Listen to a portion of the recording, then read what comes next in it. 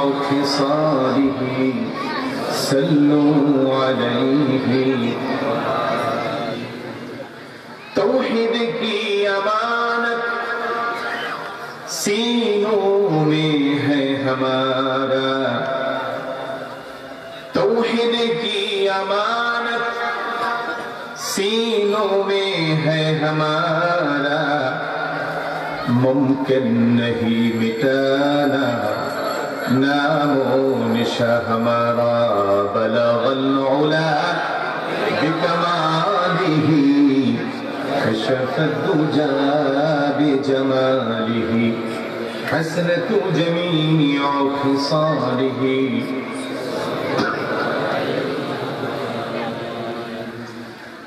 अल्हम्दुलिल्लाह सुम्मा अल्हम्दुलिल्लाह হামিদিয়া দাখিল মাদ্রাসার ইন্তেজামিয়া কমিটির উদ্যোগে আয়োজিত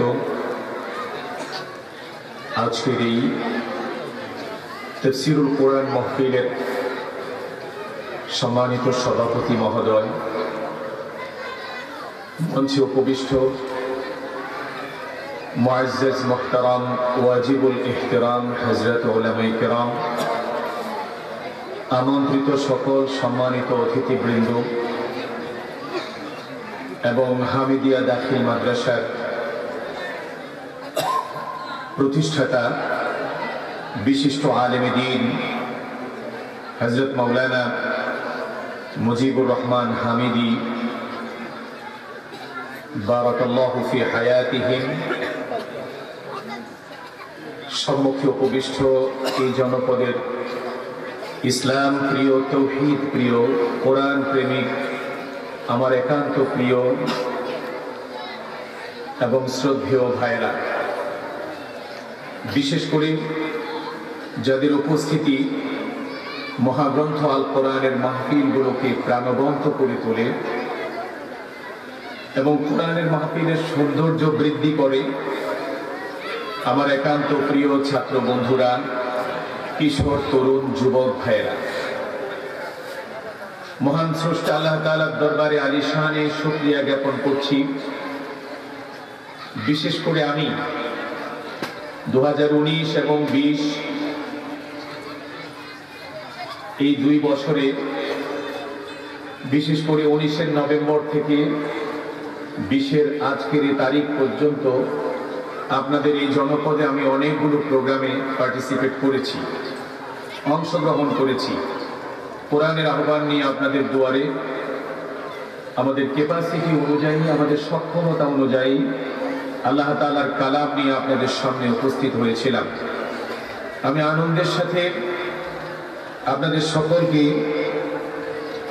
জানাতে পারছি যে যতগুলো প্রোগ্রাম আমি সোনাগাজীতে নিয়েছিলাম, আজকের এই প্রোগ্রাম কমপ্লিট করার মাধ্যমে সফলতার সাথে সবগুলো প্রোগ্রামে সুস্থ দেহ এবং সুন্দর মন নিয়ে অংশগ্রহণ করার তৌফিক যে মহান মনিব আমাকে দান করেছেন, এজন্য আমি সর্বাগ্রে রবের দরবারে শুকরিয়া জ্ঞাপন করি। আমি সকলের আগেই বলছি আলহামদুলিল্লাহ। সেই সাথে আপনাদেরকেও অনেক অনেক আন্তরিক ধন্যবাদ এবং মোবারকবাদ জ্ঞাপন করছি, যারা নিজের জীবনের সবচেয়ে মূল্যবান পুঁজি সময়কে ইনভেস্ট করে কোরআন শুনবার জন্যে, বিশ্ব মানবতার মহান শিক্ষকের মহান বাণীগুলো শুনবার জন্যে আপনারা যারা ইতিমধ্যেই মাহফিলের প্যান্ডেলে ভেন্যুতে এসে উপস্থিত হয়েছেন, আমন্ত্রিত সকল সম্মানিত অতিথি সহ উপস্থিত সকলে আমরা শুকরিয়া জ্ঞাপন করব। উচ্চ কণ্ঠে বলিষ্ঠ আওয়াজে মহান রবের সন্তুষ্টির জন্য আমরা চিৎকার করে বলবো আলহামদুলিল্লাহ। পেছনের ভাইরা সহ সকলে একবার বলি আলহামদুলিল্লাহ। প্রিয় উপস্থিতি, এই মাহফিল দীর্ঘক্ষণ ধরে চলছে। আমি মাহফিল ভেন্যুতে আসার পূর্বে আলোচনা যিনি করেছেন, তিনি আপনাদেরই অনেক স্নেহধন্য আলেমে দ্বীন হযরত মাওলানা আবুল কাসেম সাহেবের কণ্ঠ শুনছিলাম। খুবই চমৎকার উপস্থাপনায় তিনি কোরআন নিয়ে আপনাদেরকে কথা বলছিলেন। আমি এখান থেকে আলোচনা করে চলে যাওয়ার পর যিনি মহাগ্রন্থ আল কোরআনের ধারাবাহিক আলোচনা নিয়ে উপস্থিত হবেন। তিনি আমাদের দেশের খ্যাতিমান আলেম দ্বীন এবং বিশিষ্ট মিডিয়া ব্যক্তিত্ব, আপনারা যাকে সকলেই চেনেন, আমার একান্ত প্রিয় ভাই হযরত মাওলানা জহিরুল ইসলাম জাবেরি। আল্লাহ তাআলা যেন আমাদের এই প্রিয় ভাইটিকে যথাসময়ে মাহফিল বেনুতে উপস্থিত হয়ে আপনাদেরকে কোরআনের আহ্বান শুনিয়ে হৃদয়ের সবটুকু তৃষ্ণা নিবারণ করার তৌফিক যেন আল্লাহ ওনাকে দান করেন। আলহামদুলিল্লাহ, আমার ভাই মুজিবুর রহমান সাহেব গুড নিউজ দিলেন যে উনি এসে গেছেন। আমি আসলে শারীরিকভাবে একটু ক্লান্ত এবং পরিশ্রান্ত, অসুস্থ। আজকের এই মাহফিলে না আসার জন্য বায়না ধরেছিলাম, কিন্তু আমার মজিদ ভাই সহ মাহফিল ইন্তেজামিয়া কমিটির বারংবার তাদের যেই আবেদন নিবেদন, সেজন্য অসুস্থ শরীর নিয়ে, ভাঙ্গা কণ্ঠ নিয়ে আপনাদের সামনে এসে উপস্থিত হয়েছি। আরো একটা উদ্দেশ্য আছে, ভাবলাম শেষ ভালো তার সব ভালো যার, সব ভালো তার শেষ ভালো যার। আজকের এই মাহফিলের মাধ্যমে সোনাগাজীতে 2020 সালকে বিদায় জানাচ্ছি। বিদায়টা যাতে সফলতার সাথে হয় সেজন্য আপনাদের কাছে দোয়া নেবার জন্যই এসেছি, অসুস্থ শরীর নিয়ে, ডাক্তারের নিষেধাজ্ঞা সত্ত্বেও। আল্লাহ তাআলা আমাদের সকলের এই আগমনকে কবুল করুন, বলুন আমিন। কিয়ামতের ময়দানে মুসিবতের সময়ে আমাদের যদি নাজাতের আর কোনো ওসিলা না থাকে, আজকের এই কোরআনের মাহফিলে উপস্থিতি যেন আমাদের প্রত্যেকের জন্য নাজাতের ওসিলা হয়ে যায়। সকলে বলি আল্লাহুম্মা আমিন। প্রিয় উপস্থিতি, আরো একটা দারুণ আনন্দের সংবাদ আপনাদেরকে দিচ্ছি।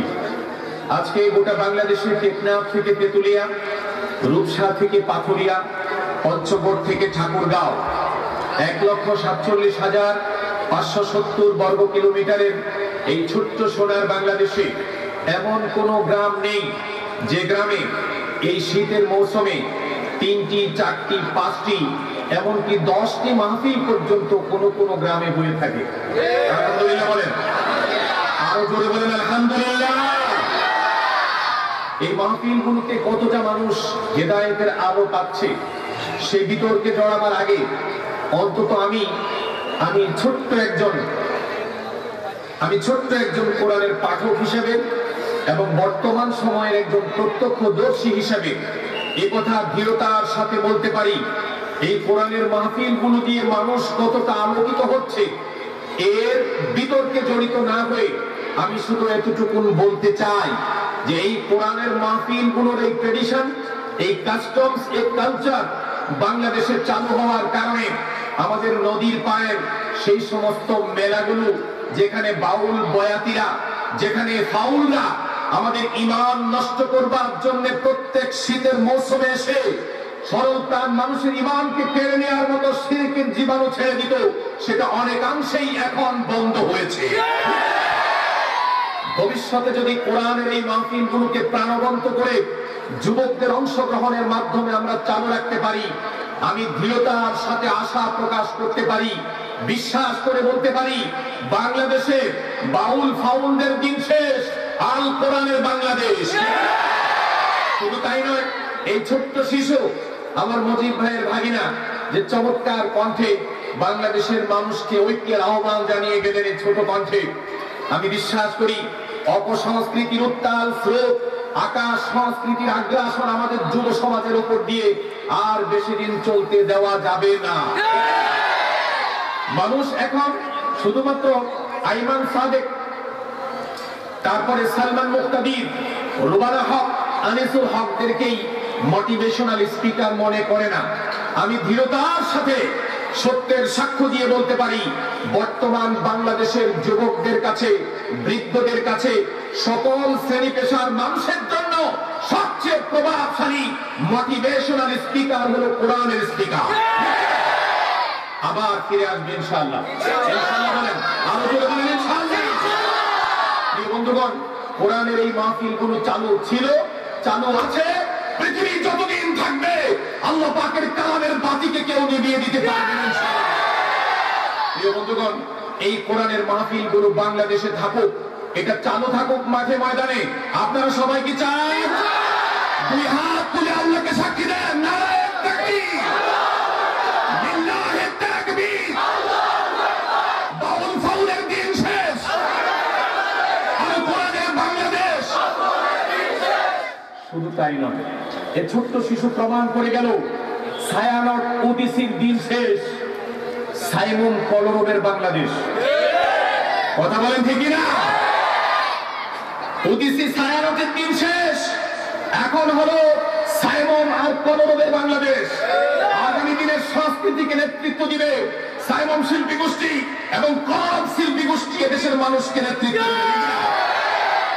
প্রিয় বন্ধুগণ, আমাদেরকে একটু সজাগ হতে হবে, একটু সচেতন হতে হবে। শুধু এতটুকু দরকার, মুসলমানদের কাছ থেকে আমরা শুধু একটু সচেতনতা চাই।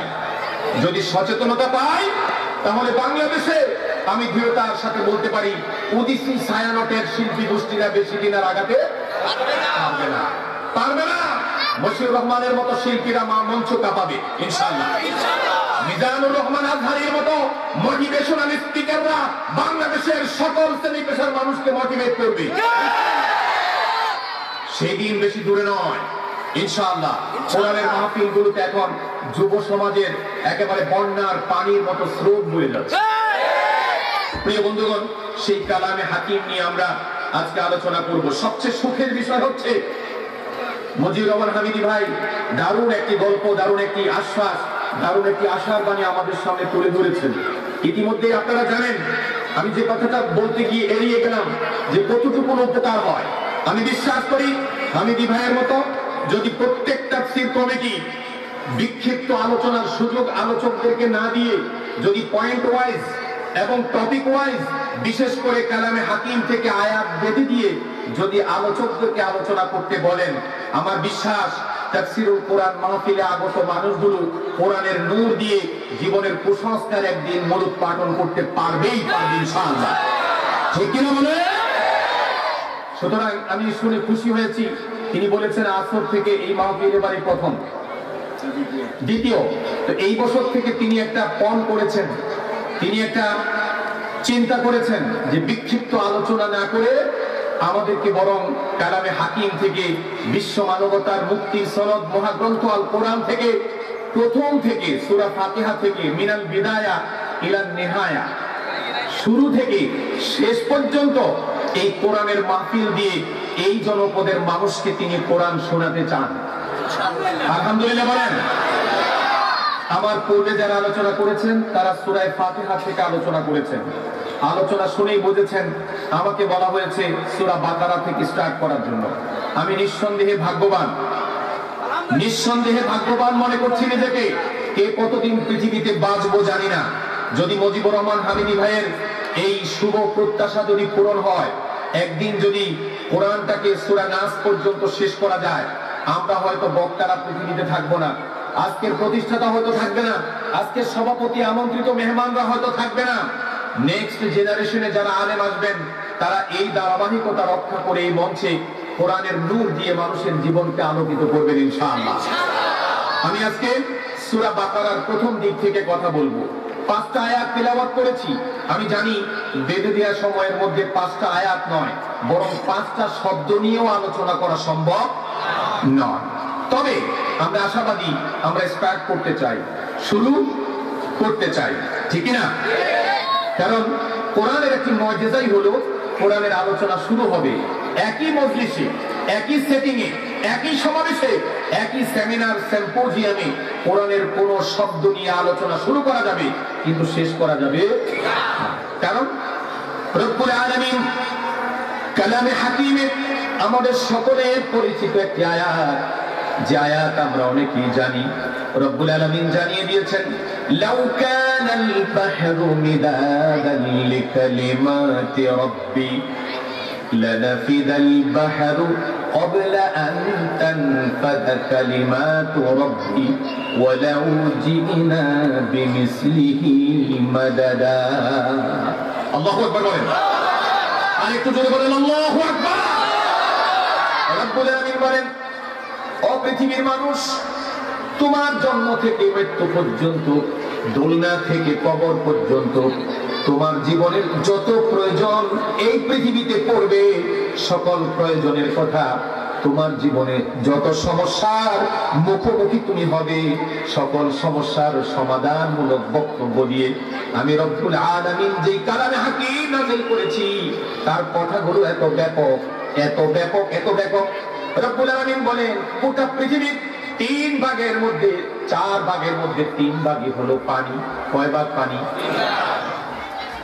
সাগর, নদী, খাল, বিল, পুকুর, ডোবা, গোটা দুনিয়ার মধ্যে যত পানি রয়েছে সব পানিগুলোকে যদি তোমরা কালি বানাও, কি বানাও? কালি বানায় নাও। আর গোটা দুনিয়ার মধ্যে গাছপালা, তরুলতা, বৃক্ষ রাজি যতগুলো রয়েছে সবগুলোকে ছোট ছোট করে যদি কলম বানিয়ে নাও, আর যদি কালামের ব্যাখ্যা লিখতে শুরু করে দাও, এক সময় কালি শেষ হয়ে যাবে, এক সময় কলমগুলো ক্ষয়ে ক্ষয়ে ছোট হয়ে যাবে, শেষ হয়ে যাবে। আমার কালামের ব্যাখ্যা ব্যাপকভাবে অবশিষ্ট থেকেই যাবে। আরো জোরে বলেন আল্লাহু আকবার। সেই কালাম নিয়ে আলোচনা শুরু করা যায় কিন্তু শেষ করা যায় না। আসুন আল্লাহ তাআলা আমাদেরকে শুরুতেই কি গ্যারান্টি দিচ্ছেন? পৃথিবীতে একমাত্র কিতাব, যেই কিতাবের সূচনা বক্তব্যে তার রাইটার, তার রচয়িতা বিশ্ববাসীকে আশ্বাস দিচ্ছেন, এই কিতাব তোমরা হৃদয়ের সবটুকু আবেগ আর ভালোবাসা, আস্থা নিয়ে তোমরা তিলাওয়াত করো, পড়ো, বিশ্বাস করো। কারণ দূরবীন দিয়ে খুঁজেও, পৃথিবীর সবাই মিলে খুঁজেও এই কোরআনের মধ্যে বিন্দু মাত্র কোনো ত্রুটি বের করার সাধ্য কারো নাই। সুবহানাল্লাহ বলেন। রব্বুল আলামিন বলছেন প্রথমেই আলিফ লাম মিম। এই আলিফ লাম মিম এগুলো হলো বিক্ষিপ্ত বর্ণ, যাকে আরবিতে বলা হয় হুরুফে মুকাত্তাআত। হুরুফে মুকাত্তাআত তথা বিচ্ছিন্ন বর্ণ। এই বিচ্ছিন্ন বর্ণগুলো হলো রব্বুল আলামিনের একটা পেন ড্রাইভ। কি ড্রাইভ? এই লোকের চারের মতো ছোট্ট একটি পেন ড্রাইভ। এই পেন ড্রাইভ আজকে আমরা চিনি। পেন ড্রাইভ দুনিয়াতে আসার আগে পেন ড্রাইভ সম্পর্কে পৃথিবীর মানুষের কোন অভিজ্ঞতা ছিল না। ছিল না। কে বিশ্বাস করত গোটা পৃথিবীতে যতগুলো কিতাব লেখা হয়েছে, এই পৃথিবীতে যতগুলো বই লেখা হয়েছে, সমস্ত বইগুলোতে যদি একটা পেন ড্রাইভের ভিতরে ফোল্ডিং করে ঢুকিয়ে রাখা যায়, রব্বুল আলামিন এরকম কালামে হাকিমের মধ্যে প্রত্যেকটি সূরার শুরুতে এরকম কিছু বিক্ষিপ্ত বর্ণ রেখে দিয়েছেন, যার মিনিং, যার অর্থ রব্বুল আলামিন কারো কাছে ডিসক্লোজ করেন নাই। আল্লাহু আকবার বলেন। এগুলো চ্যালেঞ্জিং বক্তব্য। পৃথিবীতে যত পুরনোই হোক না কেন, পৃথিবীর বয়স যত বেশি হোক না কেন, কোরআন যে সমগ্র পৃথিবীর জন্য একটি চ্যালেঞ্জিং বুক, এই হুরুফে মুকাত্তাআত গুলো হলো তার প্রমাণ। আজ পর্যন্ত এগুলো নিয়ে বহু গবেষণা হয়েছে, কিন্তু অবশেষে প্রত্যেক গবেষক একই কথা বলেছেন, আল্লাহু আ'লামু বিমুরাদিহি তাআলা। এই বিচ্ছিন্ন বর্ণগুলোর ভিতরে রব্বুল আলামিন কি রেখে দিয়েছেন, এটা পৃথিবীর কোন মানুষের পক্ষে, এটা এক কথায়, এক বাক্যে এর বিশ্লেষণ করা কিংবা অর্থ বলা এটা সম্ভব নয়। ছোট্ট একটি পেন ড্রাইভের ভিতরে গোটা পৃথিবীর সমস্ত কিতাব যেমন ঢুকিয়ে রাখা যায়, আল্লাহ রাব্বুল আলামিন প্রত্যেক সূরার শুরুতে এরকম কিছু বিচ্ছিন্ন বর্ণ দিয়ে পেন ড্রাইভের মতো করে আরো জানি কত কিছু এগুলোর ভিতরে ঢুকিয়ে রেখেছেন। সুবহানাল্লাহ। আমরা এগুলো নিয়ে খুব বেশি ফুটাফুটি করতে রব্বুল আলামিন নিষেধ করেছেন। কে নিষেধ করেছেন?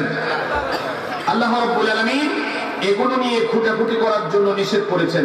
বলেছে চিন্তাশীল ব্যক্তিরা এগুলো নিয়ে চিন্তা করবে। দেখুন সূরা আলে ইমরানে এই শব্দগুলোর বিষয়ে বক্তব্য এসেছে। আল্লাহ রাব্বুল আলামিন বলেন,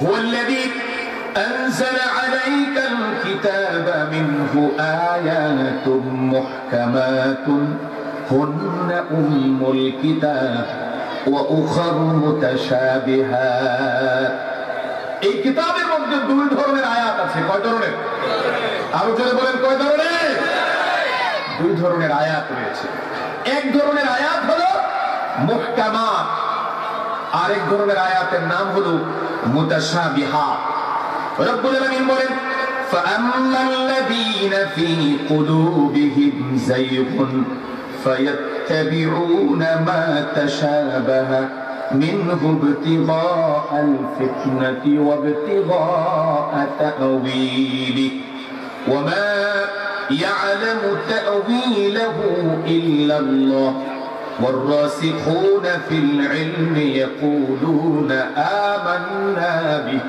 كل من عند ربنا وما يذكر إلا أولو الألباب الله أكبر রব্বুল আলামিন বলেন মুহকামাত আয়াতগুলো হলো সেই আয়াত যেগুলো মানুষের জীবনে প্রয়োজনীয় যত আইন কানুন বিধিবিধান রীতিনীতি প্রথা পদ্ধতি মানুষের জন্ম থেকে মৃত্যু পর্যন্ত দুনিয়া থেকে কবর পর্যন্ত গোটা জিন্দেগিকে পরিচালনা করবার জন্য যত বিধিবিধান প্রয়োজন সব বিধিবিধানগুলো আমি আল্লাহ মুহকামাত আয়াতগুলোর মধ্যে রেখে দিয়েছি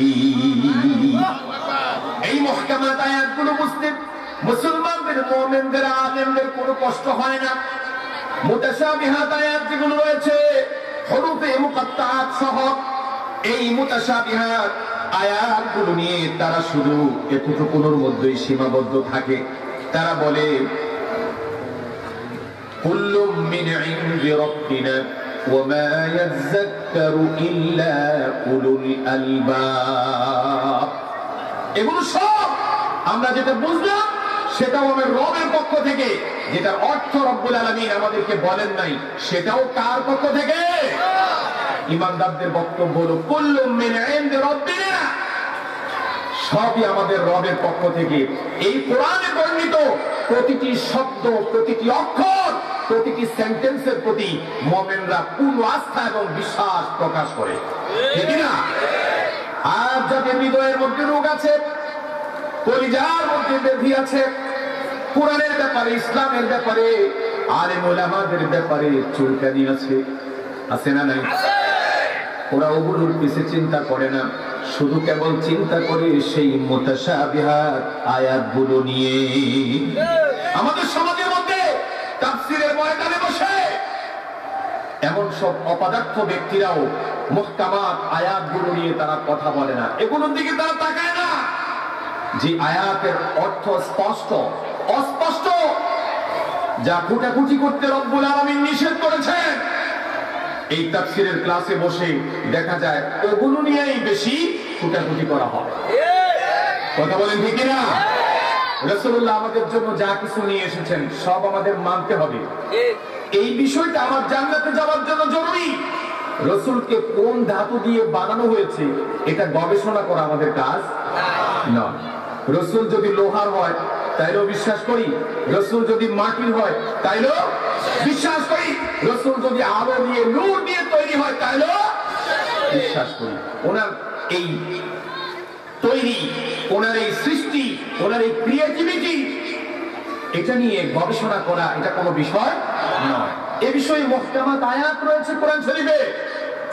কোরআনের কথাগুলো মেনে নাও এই কথাগুলো এতগুলো বক্তব্যকে অ্যাভয়েড করে শুধুমাত্র মুসলমানদের সমাজের মধ্যে বিভেদ সৃষ্টির জন্য তারা এই বিষয়টা নিয়েই খুব বেশি আলোচনা করে এটা কোনো শুভ লক্ষণ নয় এটা মুমিনদের কাজ নয় মুমিনদের কাজ হচ্ছে মুহকামাত আয়াতগুলো বোঝা এবং সেগুলোর আদেশগুলো সমাজের মধ্যে ব্যক্তি জীবনে পারিবারিক জীবনে সামাজিক জীবনে বাস্তবায়ন করা সুতরাং আলিফ লাম মিম এই হরফে মুকাত্তাআত বা বিচ্ছিন্ন বর্ণ নিয়ে আমি আর একটি কথাও আপনাদের সাথে বলবো না আমরা এই কথা এগুলো হচ্ছে আমাদের বড় অ্যাসেট এগুলো আমাদের জন্য গুপ্তধন এই গুপ্তধনকে বড় বড় মাথাওয়ালারা আল্লাহ যার মাথার ভিতরে বুদ্ধি দিয়েছেন মগজ দিয়েছেন ওরা এক একজন এই আলিফ লাম মিমের গবেষণা করতে করতে এক একজন এরোপ্লেন আবিষ্কার করবে, এক একজন আরো আধুনিক,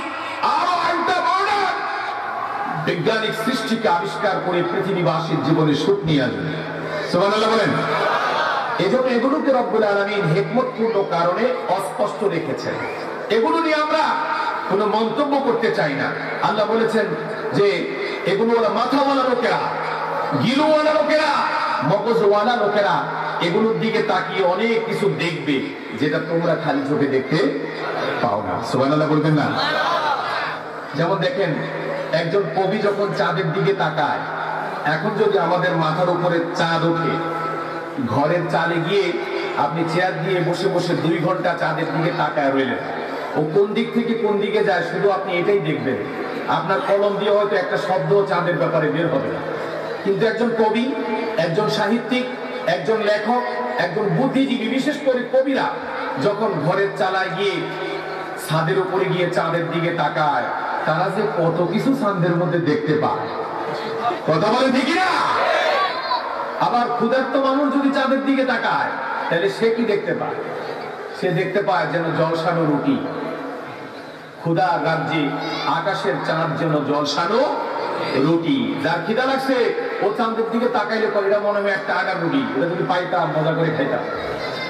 কথা বলেন দেখি না? কবিরা এই চাঁদ নিয়ে কত কথা লিখেছে। প্রকৃতির দিকে তাকিয়ে, নদীর স্রোতের দিকে তাকিয়ে কত স্রোত আমরা দেখলাম, একটা কবিতাও জীবনে লিখতে পারি নাই। কিন্তু নজরুল যখন স্রোতের দিকে তাকাতো, সে এখানে কত কিছু দেখতে পেত। কথা বলেন ঠিক না? প্রিয় বন্ধুগণ, আল্লাহ রাব্বুল আলামিন পৃথিবীর বিখ্যাত বিজ্ঞানী যারা রয়েছেন, বিজ্ঞানীদের আসলে কোনো ক্রেডিট নাই। আমি প্রায় কথাটা বলে থাকি। আপনারা এখানে অনেকে গাভী চেনেন, গাভী পালেন। এই গাভী যে পুষ্টিকর দুধ দেয়, কি দেয়? পুষ্টিকর দুধ দেয়, খড় খায় আর পচা পানি খায়, কচুরি পানা খায়। কি খায়? কচুরি পানা খায়। এখন তো আবার কচুরি পানা আমাদেরও খাওয়া লাগবে।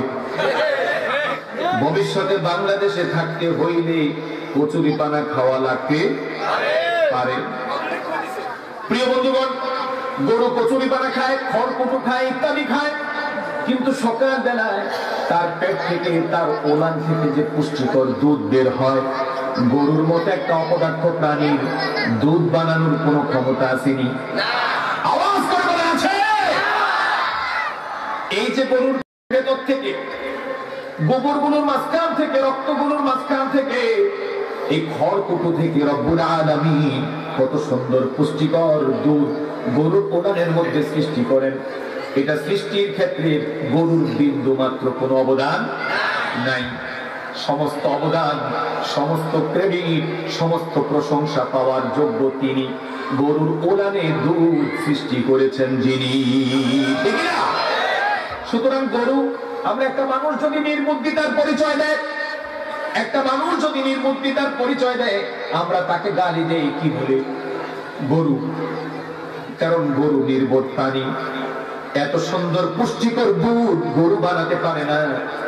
তার ওলানের মধ্যে যে এত সুন্দর দুধ এসেছে এটা সে জানেও না। সব তার কুদরত, আল্লাহ পাকের। ঠিক এই পৃথিবীর মানুষের কল্যাণ সাধনের জন্য, মানুষকে পুষ্টিকর দুধ খাওয়ানোর জন্য রব্বুল আলামিন যখন এমন একটি নির্বোধ প্রাণীকে মনোনীত করেছেন, তার পেটের ভিতরে দুধ সৃষ্টি করে কে? আল্লাহ। ঠিক এমনি ভাবে গোটা দুনিয়ার মানুষের জীবনকে কমফোর্টেবল করার জন্য, আরামদায়ক করার জন্য যাকে রব্বুল আলামিন মনোনীত করেন, সে যদি ফিজিক্যালি হ্যান্ডিক্যাপড হয়, শারীরিক যদি প্রতিবন্ধীও হয়, লড়তে পারে না, চেয়ার থেকে হাঁটতে পারে না, আছেন এরকম বিজ্ঞানী? কি নাম বলতে পারবেন? Stephen Hawking. Stephen Hawking physically handicap, শারীরিক প্রতিবন্ধী, এভাবে থাকে, দেখেন নাই? কিন্তু এই বেটার মাথা থেকে যা বের হয়েছে, অনেক সুস্থ মানুষের মাথা থেকে তা বের কথা বলেন হয় নাই, ঠিক না? এভাবে করে Isaac Newton, Albert Einstein, Alfred Nobel, William Conrad Roentgen, Madame Curie, Samuel Morse, Vasco da Gama, Hamilton Smith, Stephen Hawking, Aristotle সহ এই পৃথিবীতে অনেক গরু আছে। কি আছে?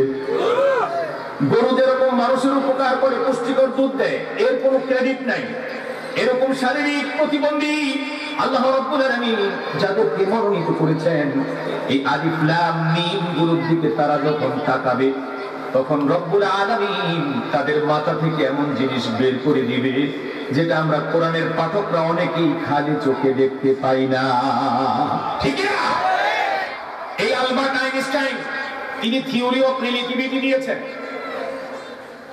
থিওরি অফ রিলেটিভিটি, সময়ের আপেক্ষিকতা তত্ত্ব, এটা দিয়েছেন আলবার্ট আইনস্টাইন। ঠিক এমনিভাবে আইজ্যাক নিউটন 3 নম্বর গতিসূত্র দিয়েছেন, every action has equal and opposite reaction. এই যে সুন্দর সুন্দর থিওরি গুলো তাদের মাথা থেকে বের হলো রে ভাই, কি দিয়ে বের হলো, কোথা থেকে আসলো? আমি এই মঞ্চে কোরআনের ময়দানে দাঁড়িয়ে শিক্ষিত অশিক্ষিত সকল মানুষকে মিডিয়ার সামনে চ্যালেঞ্জ করে যাই, এই পৃথিবীতে বিজ্ঞান প্রযুক্তি যতটা উৎকর্ষতা সাধন করেছে, কোরআন আসার আগে দুনিয়াতে বিজ্ঞানের কোনো আবিষ্কার না। সমস্ত বিজ্ঞানীরা যত কিছু পৃথিবীবাসীকে উপহার দিয়েছে, এটা তাদের কোনো ক্রেডিট নয়, এটা তাদের ব্যক্তিত্ব নয়, বরং সব কিছু সূত্র, মূল সূত্র বর্ণনা করে দিয়েছেন কে? আপনারা জানেন কসমোলজি সম্পর্কে, এটা আমাদের মাথা থেকে বের হয় নাই। পৃথিবী সৃষ্টির মূল তত্ত্ব আবিষ্কার করতে গিয়ে এই আলবার্ট আইনস্টাইনের মতো লোকেরা কোরআন শরীফ দেখেছে। কি দেখেছে? কোরআন শরীফ গোটা দুনিয়ার মধ্যে হইচই ফেলে দিয়েছে। 20 শতাব্দীর বিজ্ঞানীরা তারা বলছে যে এই পৃথিবী কিভাবে সৃষ্টি হয়েছে তা বর্ণনা করতে গিয়ে তারা বিগ ব্যাং থিওরি বের করেছে। কি থিওরি? Big bang theory. একটি বিশাল মহাবিস্ফোরণের মাধ্যমে গোটা পৃথিবী সৃষ্টি হয়েছে, এটা তারা আবিষ্কার করেছে। আমরা তো সবাই তাদেরকে ক্রেডিট দিচ্ছি, নোবেল দিচ্ছি, পৃথিবীর বিভিন্ন আন্তর্জাতিক সংস্থা তাদেরকে পুরস্কার দিচ্ছে। ভাইরে, তোমার মাথায় এটা কেমনে আসলো? আসলে কিভাবে আসলো জানেন? মহাগ্রন্থ আল কোরআন থেকে চুরি করে এসেছে। আল্লাহু আকবার বলেন। সূরাতুল আম্বিয়ার মধ্যে 30 নম্বর আয়াতে রব্বুল আলামিন কসমোলজির মূল তত্ত্ব বিগ ব্যাং থিওরির কথা বর্ণনা করে দিয়েছেন। রব্বুল আলামিন বলছেন, আওয়ালাম ইয়ারাল্লাযীনা কাফারু আন্নাস সামাওয়াতি ওয়াল আরদু কানাতা রাতকা ফাফাতাকনাহুমা। Don't the unbelievers see that the heavens and the earth were joined together? We excluded and separated them. আল্লাহু আকবার বলেন। আল্লাহ বলছে, অবিশ্বাসীরা কি একটু চোখ মেলে তাকাতে পারে না? গোটা পৃথিবী, গোটা মহাবিশ্ব একই বস্তুর মতো ছিল। আমি একটি বিস্ফোরণ ঘটাই এবং বিস্ফোরণের মাধ্যমে প্রত্যেকটি গ্রহ উপগ্রহকে আলাদা আলাদা পৃথক পৃথক করে দিয়েছে। তো আমাদের কি বিজ্ঞানীরা কি দিল? এই 20 শতাব্দীর বিজ্ঞানীরা কি দিয়েছে? ঘোড়ার আন্ডা দিয়েছে। সূরা আম্বিয়ার মধ্যে 30 নম্বর আয়াতে বিগ ব্যাং থিওরির কথা বলা হচ্ছে। আবার দেখলাম এই শতকের বিজ্ঞানীরা গবেষণা করে করে তারা মত দিয়েছে এই পৃথিবী একদিন ধ্বংস হয়ে যাবে। গোটা পৃথিবীর গ্রহ উপগ্রহগুলো একই বিন্দুতে এসে ক্লোজ হয়ে যাবে। এরপরে দৃশ্যমান হয়ে উঠবে সেই শক্তি যিনি গ্র্যাভিটি এবং গ্র্যাভিটেশন পাওয়ারের বলে আজকের পৃথিবী, আজকের মহাবিশ্বকে ধরে রেখেছে। সুবহানাল্লাহ কবে না? বিজ্ঞানীরা বলছেন আজকের এই বিশাল মহাবিশ্ব, এই চন্দ্র, সূর্য, গ্রহ, নক্ষত্র, পৃথিবী ছাড়াও আরো যতগুলো গ্রহ আছে সব এক বিন্দুতে এসে ক্লোজ হয়ে যাবে, ধ্বংস হয়ে যাবে। এরপর দৃশ্যমান হয়ে উঠবে সেই সত্তা যিনি গ্র্যাভিটি এবং গ্র্যাভিটেশন পাওয়ারের বলে আজকের মহাবিশ্বকে ধরে রেখেছে। বিজ্ঞানীরা কোশ্চেন সাইন দিয়ে রেখে দিয়েছে সেই মহা শক্তিশালী সেই সত্তাকে আমরা আবিষ্কার করার চেষ্টা করছি। আল্লাহু আকবার বলেন। সূরা রহমানে রব্বুল আলামিন 1450 বছর আগে ওই ক্লোজ দ্য একদিন বিগ ব্যাং থিওরির কথা বলে দিয়েছেন। আল্লাহ রাব্বুল আলামিন বলছেন, পড়েন একসাথে, কুল্লু মান আলাইহা ফান ওয়া ইয়াবকা ওয়াজহু রাব্বিকা যুল জালালি ওয়াল ইকরাম। All that is in the universe will perish, and the presence of your Lord will remain forever, who is full of majesty, bounty and honor. বলেন আল্লাহু আকবার। আল্লাহ কত আগে 1450 বছর আগে বলে দিয়েছে যে পৃথিবী তোমাদের বসবাসের জন্য বানিয়েছি, ওটা চিরকাল থাকবে না, সব শেষ হয়ে যাবে, ধ্বংসস্তূপে পরিণত হবে। দৃশ্যমান হয়ে উঠবে সেই সত্তা যিনি ছিলেন, যিনি আছেন, যিনি থাকবেন। ওয়াল আউয়াল ওয়াল আখির ওয়াল যাহির ওয়াল বাতিন। বিজ্ঞানীদের কোশ্চেন সাইন, হোয়াট সাইন দিয়ে রেখেছে, আর কোরআন এই হোয়াট সাইনের উত্তর দিয়েছে 1450 বছর আগে। আল্লাহু আকবার বলেন। কি দিয়েছে বিজ্ঞানীরা আমাদের ঘোড়ার আন্ডা?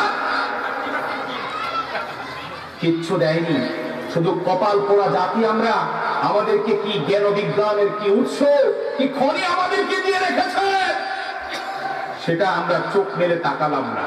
এজন্য ভাইরা, বলতে গেলে রাত শেষ হয়ে যাবে। হিউম্যান এমব্রিওলজি সম্পর্কে 1827 সালে বন বিয়ার একটা তত্ত্ব দিল, ইংল্যান্ডের বিজ্ঞানী।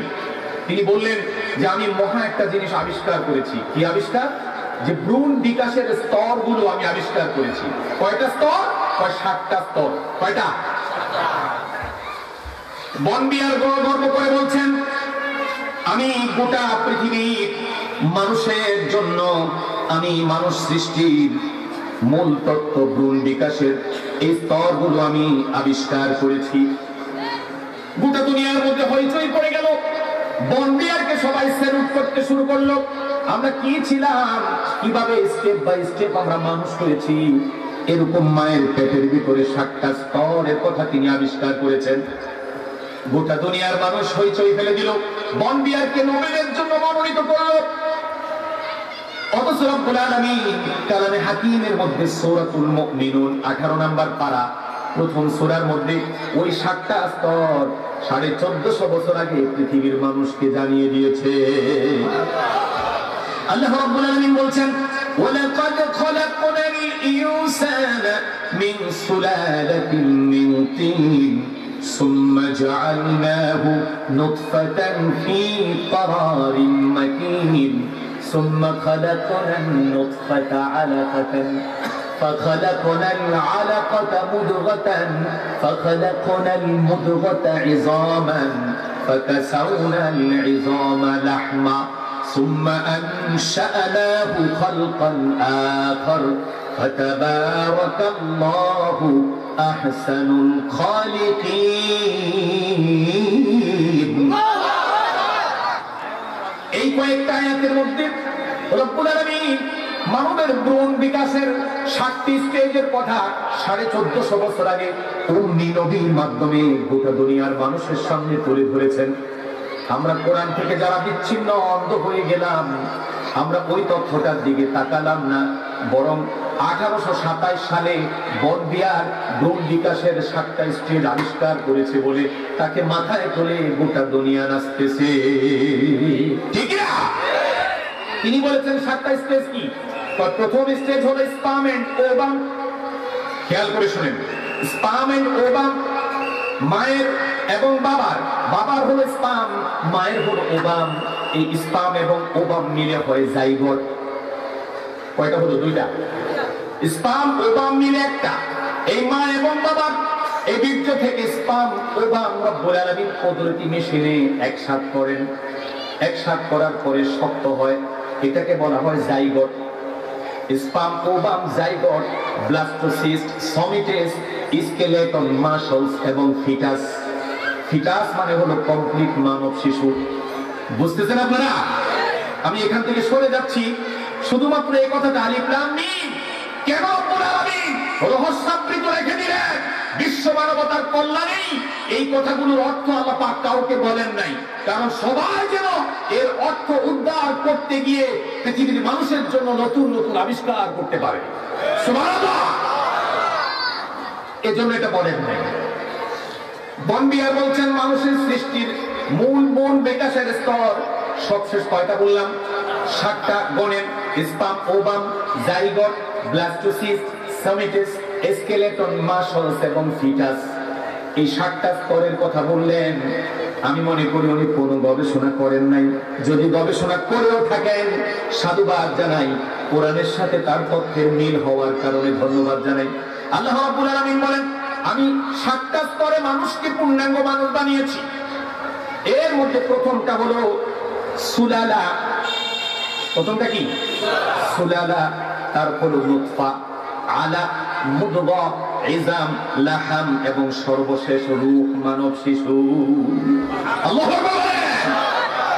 কি দিয়েছেন রব আমাদেরকে? এটার মূল্যায়ন, এটার মর্যাদা আমরা বুঝিনি, বুঝেছে নন মুসলিমরা। এজন্য তো ইউএসএ, কানাডা, ইউরোপ, আমেরিকা যদি কেউ ট্যুর করে থাকেন, তাদের লাইব্রেরি গুলো যদি ওয়াক করে থাকেন, ভিজিট করে থাকেন, দেখবেন সমস্ত রাইটারদের বইয়ের উপর, তাকের উপরে ওরা ধোয়া মোছা করে সুন্দর করে গ্লাসে বাদাই করে একটা কিতাবকে সব কিতাবের উপরে জায়গা দিয়েছে। সেই কিতাবটার নাম কি? আরো যদি বলেন সেই কিতাবের নাম কি? আল কোরআন। আমরা চিনি নাই, আমরা জানি না। সেই কোরআনের বিধিবিধান ছাড়া পৃথিবীর মানুষের জীবনে শান্তি আর মুক্তি, কল্যাণ কেউ আশা করতে পারে না। আমাদের সরকার কি কম চেষ্টা করছে এদেশের মানুষের জীবনে সৃষ্ট বিপর্যয়, বিশৃঙ্খলা দূর করার জন্য? তারা একটার পর একটা বাহিনী আবিষ্কার করছে। Police, army, RAB, BGB, DB, SB, NSI, CID বাহিনীর কোন অভাব আছে? বাংলাদেশে গত 10 বছর আগের চেয়ে অপরাধ বাংলাদেশে বেশি না কম? গাণিতিক হারে, জ্যামিতিক হারে বাড়ছে। কারণ কোন বাহিনী দিয়ে, কোন এলিট ফোর্স দিয়ে মানুষকে নিয়ন্ত্রণ করা যায় না। মানুষকে যদি নিয়ন্ত্রণ করতে হয়, এই দুনিয়াটাকে যদি জান্নাতে সুখ দিতে হয়, এখানে যদি শান্তি আর শৃঙ্খলা প্রতিষ্ঠা করতে হয়, তাহলে নবী মুহাম্মদের ফর্মুলায় আগানো ছাড়া সম্ভব নয়। ওই ফর্মুলায় আসতে হবে, আজ হোক আর কাল হোক। এই ফর্মুলা ছাড়া বিকল্প নাই। যত তাড়াতাড়ি দেশ পরিচালনার দায়িত্বে নিয়োজিত কর্তা ব্যক্তিরা এই মহাসত্যকে যত তাড়াতাড়ি অনুধাবন করবে, দেশের মানুষের কল্যাণ তত তাড়াতাড়ি আসবে। আমরা কেন রাস্তায় নেমে আল কোরআনের হুকুম চাই স্লোগান দিব? তুমি তো তোমার নিজের জন্য স্লোগান দিবা। যেমন এখন স্লোগান দিতেছে শি জিনপিং। কে? Xi Jinping. 2 দিন আগেও যে কমিউনিজম আর কমিউনিস্ট চীন ঘোষণা করেছে এদেশে কোন নারী পর্দা ব্যবহার করতে পারবে না, নিকাব আর হিজাব ব্যবহার করতে পারবে না। যে চীন ক্ষমতা আর আভিজাত্যের বলে ঘোষণা দিয়েছে এখানে যদি কেউ নামাজ পড়ে ট্যাক্স দিতে হবে, এখানে যদি কেউ রোজা রাখে ট্যাক্স দিতে হবে, অতিরিক্ত ট্যাক্স বলে তারপরে রোজা নামাজ করতে হবে। বিনা বাধা এখানে কেউ রোজা নামাজ করতে পারবে না। রব্বুল আলামিন সহ্য করেছেন, ধৈর্য ধরেছেন। উইঘুর মুসলমানদেরকে নির্যাতন করেছে, রব্বুল আলামিন ধৈর্য ধরেছেন, সহ্য করেছেন। সর্বশেষ শি জিনপিংরা ঘোষণা করলো কোরআনকে আমরা আপডেট করব, বর্তমান সময়ের উপযোগী করে কোরআনকে নতুন করে লিখব। যখনই রব্বুল আলামিনের কালামে হাকিমে হাত দেওয়ার মতো দুঃসাহস দেখিয়ে দিল, কোরআনকে বদলানোর সাহস দেখালো, রব্বুল আলামিন ছোট্ট একটি ভাইরাস চীনের জনগণের মধ্যে ছেড়ে দিল। এখন এই কোরআন বদলাতে গিয়ে সবাই এখন নিজেই বদলে গেল, নিজেই বদলে গেল। যে চীনের মুসলমানরা নামাজের জন্য ট্যাক্স দিতে হয়েছে, নিজের ঘরের মধ্যে একাকী নামাজ পড়তে পারে নাই, সেই চীনের সরকার এখন ঘোষণা দিচ্ছে প্রত্যেকটি মসজিদকে ওপেন করে দাও, রব্বুল আলামিনের নাম উচ্চ কণ্ঠে আওয়াজ তুলে ঘোষণা করো। সেই জুমার নামাজে, গতদিন জুমার নামাজে শুধু মুসলমানরা অংশগ্রহণ করে নাই, পৃথিবীর মিডিয়াগুলো সাক্ষী দিচ্ছে যতজন মুসলমান জুমার নামাজে অংশ নিয়েছে এর চেয়ে বেশি বৌদ্ধরা জুমার নামাজে অংশ নিয়ে আল্লাহর তাওহীদের ঘোষণা দিয়েছে। সুতরাং চীন যেখানে শুয়ে গেছে, বেটা ইন্ডিয়া তোর মাথায় আবার ভূত চাপছে, নতুন করে তোর মাথায় ভূত চাপছে, তাই না? তুই তো কিছুই না, তুই তো কিছুই না। তোদের মনে রাখা দরকার 700 বছর আমরা মুসলমানরা ইন্ডিয়াকে শাসন করেছি। মুসলিম শাসকরা যদি কোরআন এবং সুন্নাহ যদি সংখ্যালঘুদেরকে সহ্য না করত, তাহলে গোটা দুনিয়ার মধ্যে কোথাও একটা হিন্দু আজ পাওয়া যেত না। 700 বছর লাগে না কোন দলকে নির্মূল করতে, কোন বংশকে নির্মূল করতে 700 বছর লাগে না। মুসলমান 700 বছর ইন্ডিয়াকে শাসন করেছে।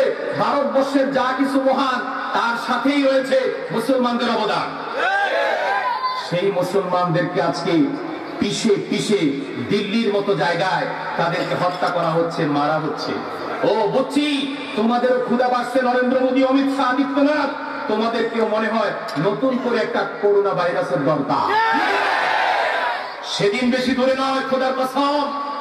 ও মুসলমান মনে রাখবেন, এটা আল্লাহ পাক করাচ্ছে। কোরআন শরীফে রব্বুল আলামিন বলেছেন, আসা আন তাকরাহু শাইআন ওয়া হুয়া খায়রুল লাকুম ওয়া আসা আন তুহিব্বু শাইআন ওয়া হুয়া শাররুল লাকুম। আল্লাহু আকবার। মানুষ আমরা, আমাদের জ্ঞান কম, আমাদের দূরদৃষ্টি কম, আমরা জানি না কোন ঘটনার আড়ালে কি লুকায়িত আছে। আল্লাহ পাক এর জন্য সান্ত্বনা দিয়ে বলছেন, অধৈর্য হইও না, জঙ্গিবাদে জড়ায় যেও না, উগ্রবাদের সাথে সম্পৃক্ত হইও না, ঠান্ডা মাথায় কোরআনের বিধান অনুযায়ী জীবন পরিচালনা করো। বুঝি তোমাদের ভাইদের রক্ত দেখলে তোমাদের সহ্য হয় না? অসহায় নারী আর শিশুদের আত্মচিৎকার তোমাদেরকে কষ্ট দেয়, ঠিক। তোমরা নিয়মতান্ত্রিক পন্থায় আন্দোলন সংগ্রাম করো, জালিমের বিরুদ্ধে আওয়াজ করো, উগ্রবাদে জড়ায়ও না, কোরআনের বিধানের বাইরে গিয়ে কিছু করতে যেও না। কারণ কোন ঘটনা আর আড়ালে আমি আল্লাহ কি রহমত রেখে দিয়েছি তোমরা তা বুঝো না। আপনারা কে কিভাবে নেবেন জানি না। আজকে তো প্রত্যেকেরই রিয়েলাইজেশন হয়েছে, আমাদের ঢাকা বিশ্ববিদ্যালয়ের মতো প্রাচ্যের অক্সফোর্ডের সামনে শাহবাগের চত্বরে নাস্তিক মুরতাদদের উন্মাদনা আমরা দেখেছিলাম। ওই মুরতাদদের উন্মাদনা দেখে তৌহিদবাদী অনেকেরই কষ্ট লেগেছে। খোদার কসম করে বলি, আমরা তো বিভিন্ন শ্রেণী পেশার মানুষের সাথে মিলি। আমাদের দেশে সরকারি দলের বহু সমর্থক চোখে তেল দিয়ে নীরবে কেঁদেছে। হুজুর, আলেমদের অবমাননা নাস্তিকরা যেভাবে করছে এটা বরদাস্ত করতে পারি না। এই শাহবাগ আমাদেরকে কষ্ট দিয়েছে, কিন্তু আমরা তো জানতাম না শাহবাগের আড়ালে রব্বুল আলামিন শাপলা চত্বর রেখে দিয়েছে। শাহবাগের আড়ালে শাপলা চত্বর ছিল, এটা আমরা জানতাম না। প্রিয় বন্ধুগণ, আমি আজকে ভবিষ্যৎবাণী করে যাই এখানে কোরআনকে সামনে নিয়ে। বহুদিন আগে ওলামারা ভবিষ্যৎবাণী করেছে যখন বাবরি মসজিদ ভেঙেছে। কোন মসজিদ? আরো জোরে বলেন, কোন মসজিদ? আপনারা জানেন ৬ষ্ঠ হিজরিতে রব্বুল আলামিন তার রাসূলের পক্ষ থেকে বিভিন্ন রাজা বাদশাদেরকে চিঠি দিত। চিঠি রাসূলুল্লাহ চিঠি দিতেন অত আদবের সাথে, মিন মুহাম্মদ ইবনে আব্দুল্লাহ রাসূলুল্লাহ। আল্লাহু আকবার। আল্লাহ রাসূল মুহাম্মদ আব্দুল্লাহর ছেলে মুহাম্মদের পক্ষ থেকে সালামুন আলা মান ইত্তাবাআল হুদা। রাজাদেরকে এভাবে চিঠি দিতে শুরু করলেন। সেই সময়ের মধ্যে যে কজন প্রভাবশালী রাজা ছিল, রাসূলুল্লাহ মদিনা সিল দিয়ে সমস্ত রাজাদের কাছে তাওহীদের দাওয়াত পাঠাতেন। একজন রাজা ছিল নাজ্জাশী। কি নাম? আরো জোরে বলেন, কি নাম? গোটা দুনিয়ার মধ্যে গায়েবানা জানাজার সূত্রপাত যখন থেকে হয়, এটা হলো সেই বাদশাহ যিনি কোনোদিন রাসূলকে দেখেন নাই, রাসূলও যাকে কোনোদিন দেখেন নাই। সেই বাদশাহ খ্রিস্টান রাজা ছিলেন। রাসূলের চিঠিটা হাতে পাওয়ার সাথে সাথে বসে রিসিভ করেন নাই, বরং দাঁড়িয়ে সম্মান করে রাসূলের এই চিঠিকে তিনি, এই ইনভাইটেশন লেটারকে তিনি গ্রহণ করেছিলেন। মুখে চুমু দিয়ে, কপালে লাগিয়ে, বুকে লাগিয়ে, তারপর বিসমিল্লাহ বলে এটা খুলেছিলেন। খোলার পরে তারপরে দেখলেন মুহাম্মদ সাল্লাল্লাহু আলাইহি ওয়াসাল্লামের পক্ষ থেকে তাওহীদের দাওয়াত সম্বলিত চিঠি। নাজ্জাশী বাদশা বলেছে, আমি হয়তো ওনার কাছে যেতে পারবো না। চিঠির ভাষা, বক্তব্য, আচরণ দেখে মনে হচ্ছে, আমার মনে হয় তিনি আখির জামানার পয়গম্বর মুহাম্মদ। চিঠিটাকে সম্মান করে বুক পকেটে ঢুকিয়েছে আর এটাকে চুমু দিয়ে আগলে ধরে রেখেছে। নাজ্জাশীর ইন্তেকাল হয়েছে, তিনি ঈমান এনেছেন কিনা কেউ জানি না, শুধু এতটুকু রাসূলের চিঠিকে সম্মান করেছিল। কপাল ভরে গেছে তার ইন্তেকালের পর সরকারে দু আলম সৈয়দুল মুরসালিন মুহাম্মদ রাসূল সাল্লাল্লাহু আলাইহি ওয়াসাল্লাম গায়েবানা জানাজা। নাজ্জাশী, কেউ বলেন জিবরিলের মাধ্যমে নাজ্জাশীর লাশকে মদিনায় আনা হয়েছিল, আবার কেউ বলেন না ওখানেই ছিল। আজকে যেমন প্রধানমন্ত্রী গণভবনে থেকে, বঙ্গভবনে থেকে গোটা দুনিয়ার মধ্যে সমস্ত ব্রিজ কালভার্ট গুলো আপনার উদ্বোধন করে। কি করে? করে না? এগুলো ইসলাম অনেক আগে শেষ করছে, এগুলো অনেক আগে শেষ করছে, আমরা জানি না। নাজ্জাশীর গায়েবানা জানাজা পড়েছিল দিনের নবী, তার জন্য রহমতের দোয়া করেছে। আরেকজন বাদশার কাছে চিঠি গিয়েছে সমানভাবে, তিনি ছিলেন পারস্যের বাদশা খসরু পারভেজ দ্বিতীয়। এই খসরু পারভেজ ছিল মারাত্মক ধরনের অগ্নি পূজারী মুশরিক, অহংকারী। চিঠিটা যেই না পৌঁছল, সঙ্গে সঙ্গে দূর থেকে চিঠিটাকে কেড়ে নিয়ে পড়ে তার মেজাজ গরম। তিনি একটা কমেন্টস করেছিলেন, গোলামে হুকুম করে রাজাকে। নাউজুবিল্লাহ বলেন। রাসূলুল্লাহকে সে গোলাম বলেছে, নিজেকে বাদশা মনে করেছে।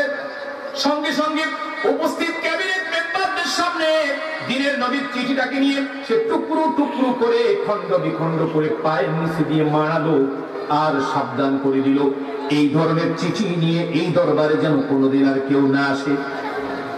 রাসূলুর দূতকে হত্যা করা হলো না, ছেড়ে দেওয়া হলো, যাও এই বার্তা পৌঁছে দিও।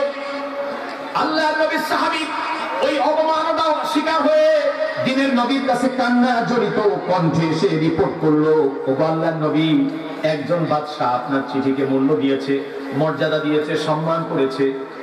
আরেকজন বাদশা খসরু পারভেজ আপনার চিঠিটাকে খণ্ড বিখণ্ড করেছে।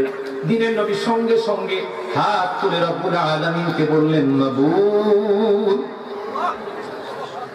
আমি তোমার নবী, আমাকে কেউ হয়তো আমার আদর্শে বিশ্বাস করতে না পারে, আমাকে কেউ এভাবে অবমাননা করবে, এটা আমার সহ্য হয় না। আমি তোমার কাছে ছোট্ট একটু আবেদন করে রাখতেছি, নাজ্জাশী বাদশা সম্মান করেছে, তাকে তুমি কবুল করে নাও। আর খসরু পারভেজ আমার চিঠিটাকে যত টুকরো করেছে, আমি তোমার কাছে প্রার্থনা করি তার সাম্রাজ্যটাকে তত টুকরা টুকরা বানায়া দাও। খসরু পারভেজের সাম্রাজ্য টিকলো না, খণ্ড বিখণ্ড হয়ে গেল। শুধু তাই নয়, অপমানজনক ভাবে আল্লাহ তাআলা আবু লাহাবের মতো দুনিয়া থেকে তাকে বিদায় নিল। তার আপন ছেলে, বড় ছেলে তার স্ত্রীর প্রেমে পড়েছে। নাউজুবিল্লাহ করেন না। খসরু পারভেজের স্ত্রীর প্রেমে পড়েছে তারই বড় ছেলে। এখন ওর মাথার ভিতরে শয়তান চেপেছে। চিন্তা করলো, বাবাকে যদি হত্যা করা না যায় তাহলে ওই বেটিকে ভাগে পাওয়া যাবে না। একদিন রাতে খসরু পারভেজ ঘুমিয়ে আছে আর নিজের ছেলে তার গলার ভিতরে বুকের উপর ছুরি বসিয়ে দিয়েছে। নাউজুবিল্লাহ বলবেন না। এজন্য রাসূলের সাথে বেয়াদবি, আলেম ওলামাদের সাথে যারা প্রত্যক্ষ বেয়াদবি করে, খোদার কসম করে বলি, আবু জাহাল, আবু লাহাব, উতবা, সায়বা সহ খসরু পারভেজদের মতো নিজের সন্তানের হাতে জাহান্নামে যেতে হবে। ঠিক না? প্রিয় বন্ধুগণ, কথাটা কেন বলেছি?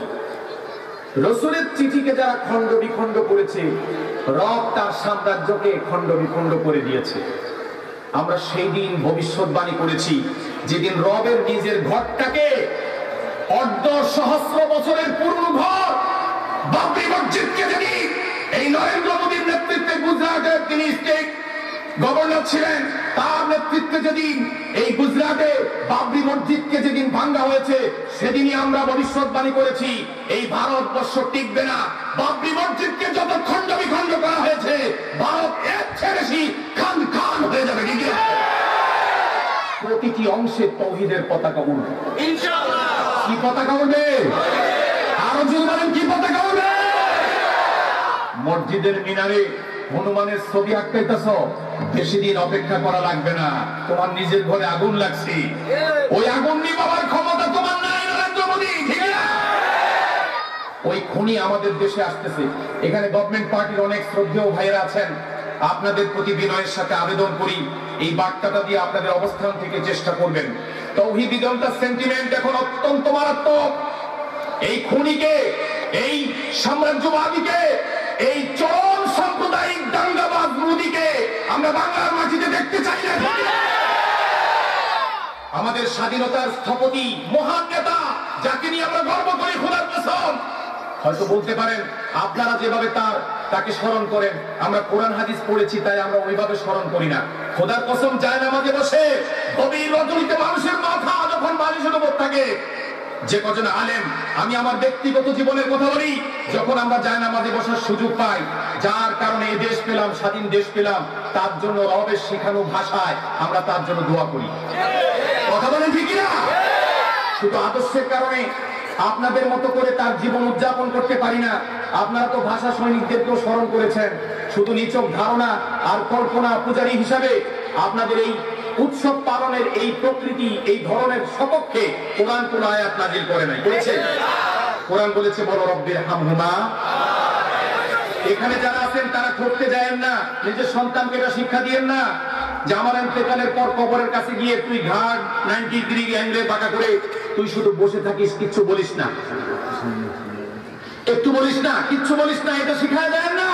বরং শিখায় দেন পড়িস রব্বির হামহুমা কামা রাব্বায়ানি সাগীরা।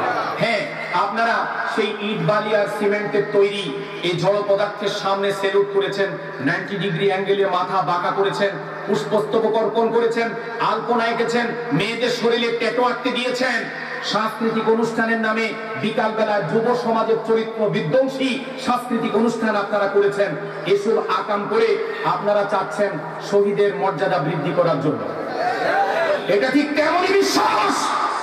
খোদার কসম করে বলি, জাহিলি যুগে রাসূল আসার আগে কিছু অদ্ভুত, কিছু অপ্রকৃতস্থ লোক মনে করতো নারী এবং পুরুষ, ছেলে মেয়ে একসাথে উলঙ্গ হয়ে বাইতুল্লাহ তাওয়াফ করলে আল্লাহ খুশি হয়।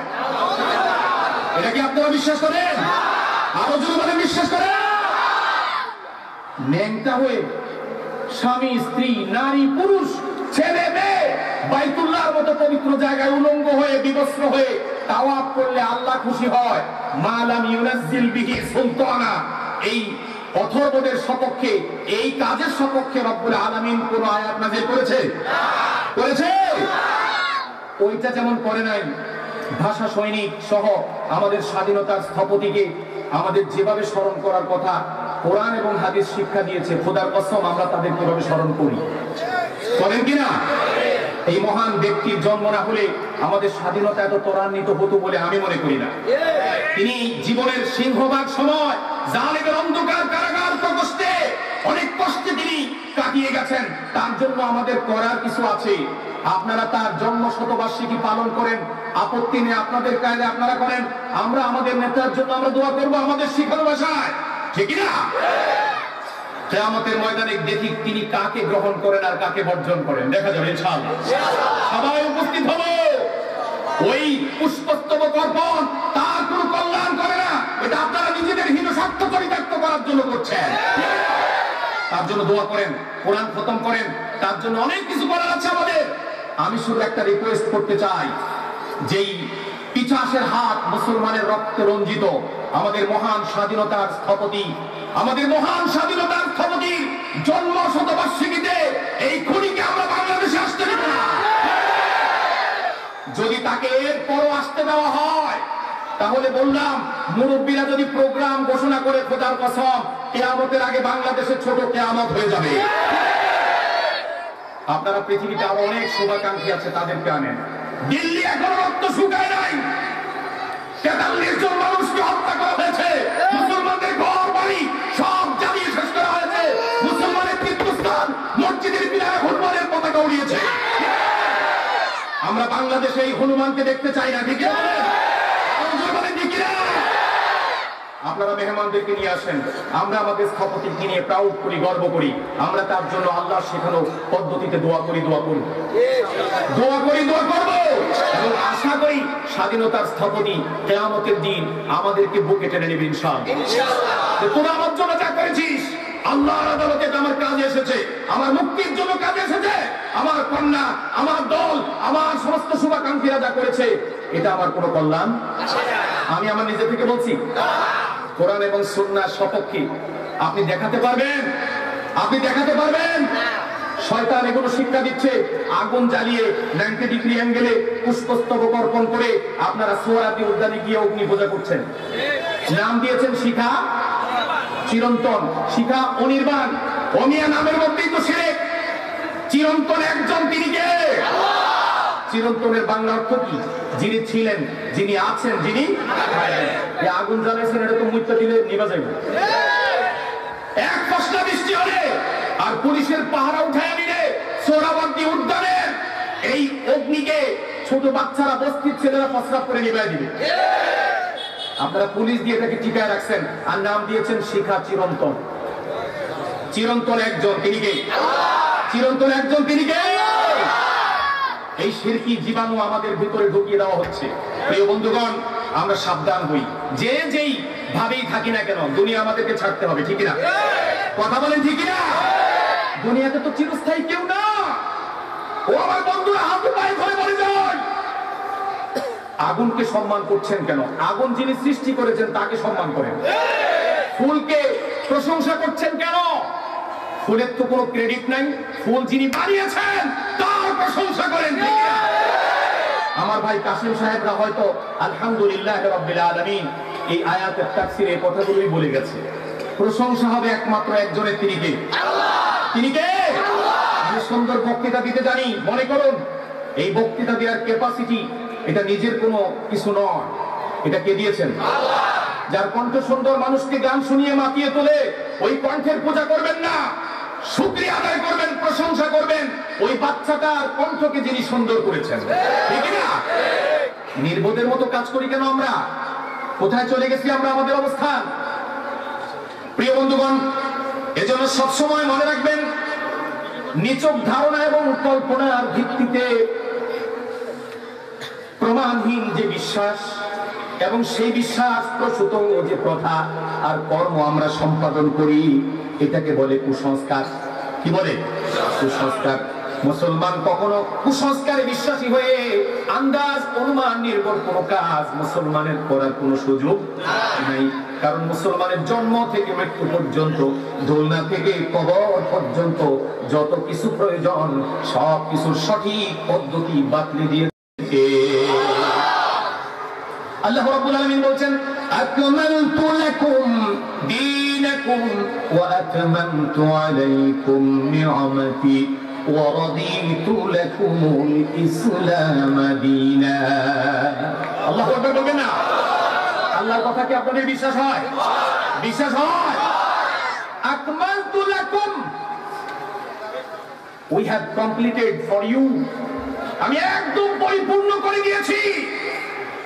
কি পরিপূর্ণ করে দিয়েছি? দীনাকুম, তোমাদের জীবন আদর্শ, তোমাদের জীবনকে পরিচালনার জন্য যে আদর্শকে আমি চুজ করেছি, মনোনীত করেছি, সিলেক্ট করেছি, ইলেক্ট করেছি, আমি সেই দ্বীনের মধ্যে কোনো অপূর্ণাঙ্গতা রাখি নাই। কার কথা? আকমালতু লাকুম দীনাকুম ওয়া আতমামতু আলাইকুম নি'মাতি। আরো একটা সিনোনিম ব্যবহার করছেন, সমার্থবোধক শব্দ ব্যবহার করছেন যে আমি এটাকে পূর্ণাঙ্গতা দান করেছি। ওয়া রাদিতু লাকুমুল ইসলাম দীনা। আর গোটা পৃথিবীতে মানব রচিত যত মতবাদ রয়েছে, সব মতবাদের উপরে আমি তোমাদের জন্য পছন্দ করেছি একটা মতবাদ, একটা ইজম, সেটার নাম কি? ইসলাম। প্রিয় বন্ধুগণ, আমাদের তো আন্দাজ অনুমান নির্ভর বক্তব্য দেওয়ার কিংবা কোনো কাজ করার সুযোগ আছে? যেখানে রাসূল বলেছে, মান কাযাবা আলাইয়া মুতাআম্মিদান ফালিয়াতাবাওয়া মাকআদাহু মিনান নার। আন্দাজ অনুমান নির্ভর কোন বক্তব্য যদি আমার নামে চালায় দাও, আল্লাহর নামে চালায় দাও, খোদার কসম তুমি যত বড় বুজুর্গই হও না কেন দুনিয়ার মানুষের কাছে, তোর ঠিকানা জাহান্নাম। কার কথা? সুতরাং আন্দাজ অনুমান নির্ভর কোন প্রথা পদ্ধতিকে সিলেক্ট করা, ইলেক্ট করা, পছন্দ করা, মেনে চলা, এটা মুসলমানদের কোন সুযোগ নাই। আশ্চর্য ব্যাপার, মেয়েগুলো তাদের বুকের ব্লাউজ খুলে দিচ্ছে, শহীদ মিনারে গিয়ে এখানে মিনার রাখতেছে, অন্য পুরুষ এখানে এঁকে দিচ্ছে। ও ভাই, কি জমানায় আসলাম? মানুষের কি বিবেক বুদ্ধি সব ধ্বংস হয়ে গেছে? আমার তো মনে হয় তাই। কারণ আল্লাহ বলেছেন, ইন্না শাররাদ দাওয়াব ইনদাল্লাহি সুম্মুল বুকমুল লাযিনা লা ইয়াকিলুন। এই জমিনের মধ্যে সবচেয়ে অপদার্থ নিকৃষ্ট প্রাণী হলো সেই মানুষটা যে আল্লাহ প্রদত্ত বিবেকের দাবিকে উপেক্ষা করে বিবেকের চোখে জীবনকে না দেখে আবেগের চোখে দেখে। আমার তো মনে হয় যখন মানুষ আবেগ তাড়িত হয়ে চলে, বিবেককে উপেক্ষা করে, তখন মানুষ আর মানবীয় মর্যাদায় থাকে না, মানুষ হয়ে যায় চার পায়া জানোয়ার এবং এর চেয়ে নিকৃষ্ট। উলাইকা কাল আনআম বাল হুম আদাল। কার কথা? আমার মনে হয় এই জন্যই আমাদের মাননীয় পরিকল্পনা মন্ত্রী চারিদিকে এই অবস্থা দেখে তিনি কমেন্টস করেছে আমাদের এখন মানবীয় খাবার বর্জন করে কচুরি ফানা খাওয়া দরকার। কারণ সমাজে এখন মানুষ বেশি দেখি না, এখন দুই পায়া গরু বেশি। কথা বলে না কেন? যে আবেগের দাবি অনুযায়ী বিবেকের দাবিকে উপেক্ষা করে যে আবেগের চোখে জীবন চালায়, মনের মতো করে ইবাদত করে, যেমনে খুশি তেমনে চলে, লাফদি ফালদি করো জিকির, যেমনে খোদা রাজি হয়। সুরেশ্বরের বাবায় কয়, সুরেশ্বরের বাবায় কয় লাফদি ফালদি করো জিকির, যেমনে খোদা রাজি হয়। কোন লাফাইতে লাফাইতে এক সময় লুঙ্গি খুইলা যায়, কাপড় খুইলা যায়। প্রিয় বন্ধুগণ, এজন্য আমি বিনয়ের সাথে আপনাদেরকে বলে যাই, এমন এক কিতাব নিয়ে আমরা আপনাদের সামনে উপস্থিত হয়েছি।